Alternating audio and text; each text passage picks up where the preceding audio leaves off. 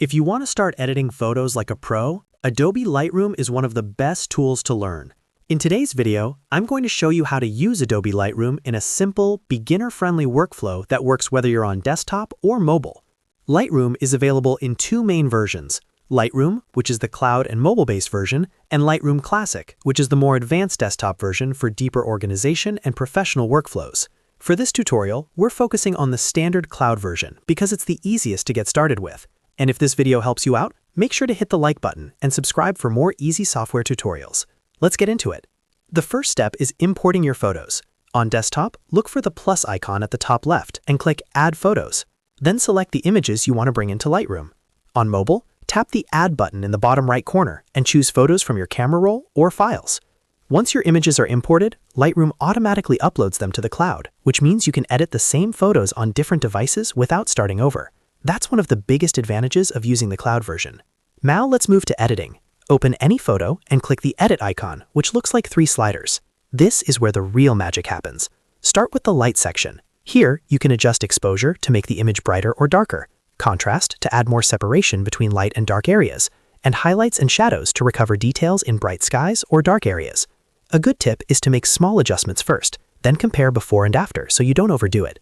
Next, open the color section. This is where you control the look and feel of your image. Use temp to correct white balance if your photo looks too warm or too cool. Then try vibrance to boost colors in a more natural way. Vibrance is especially useful because it increases color without making skin tones look too intense. If you want a more polished, balanced look, this is usually better than pushing saturation too far. After that, head into Effects. Here, you'll find tools like Texture and Clarity, which help bring out detail in your image. Texture is great for sharpening fine details without making the photo look harsh. Clarity adds contrast in the midtones and can make your photo look more defined.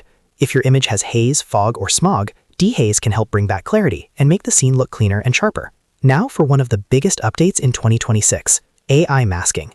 Click the masking tool, which usually looks like a circle with a dashed border. From there, you can use Select Subject or Select Sky to isolate part of your image instantly. This is incredibly helpful if you want to brighten a person without affecting the background or enhance the sky without changing everything else. It saves a huge amount of time and gives you much more control over your edits. Another powerful feature is Generative Remove. You can find this through the Healing or Remove tools, and it uses AI to clean up distracting objects in your photo. For example, if there's a person in the background, a sign, or an object you don't want, Lightroom can remove it very cleanly with minimal effort. This is perfect for getting a polished result without needing advanced editing skills. Once you're happy with your photo, it's time to export. Click the Share icon, which looks like a square with an arrow, then choose Export. From here, you can pick your file type. JPEG is usually the best option for social media because it gives you a good balance of quality and file size. If you're uploading to Instagram, you can also set the dimensions to small to save space and make your export quicker and lighter. And that's the basic Adobe Lightroom workflow: import, edit, and export. Once you get comfortable with these steps, you'll be able to improve your photos quickly and confidently on any device. If this tutorial helped you, please like the video, subscribe to the channel, and turn on notifications so you don't miss the next guide. Thanks for watching, and I'll see you in the next one.